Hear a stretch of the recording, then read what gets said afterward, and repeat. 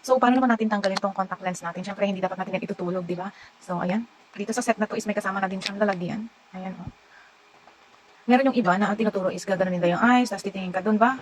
Ang gaganon. Ewan ko. Ganon. Hindi ko siya magawa. Kaya ang akin is ganito. Ganon.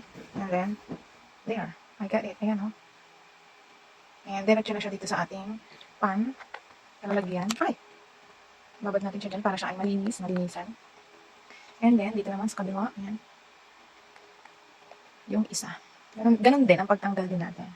Ano na? Diba? I got it here. Then, diretso din siya sa pan. And then, ayan. I-close lang natin siya. And then, pwede na natin siyang i-keep or pwede natin siyang linisan. Pwede na natin siyang linisan or, ayan, kung sinisipag ka pa, may time ka pa, hindi ka napagod, pwede mo na siyang diretso linisan bago mo siya ibabad dyan para sa susunod na gagamitin mo is ready na siya. Or pwede mo namang ibabad muna siya ng konti and later on mo na lang siya linisan. So, that's it.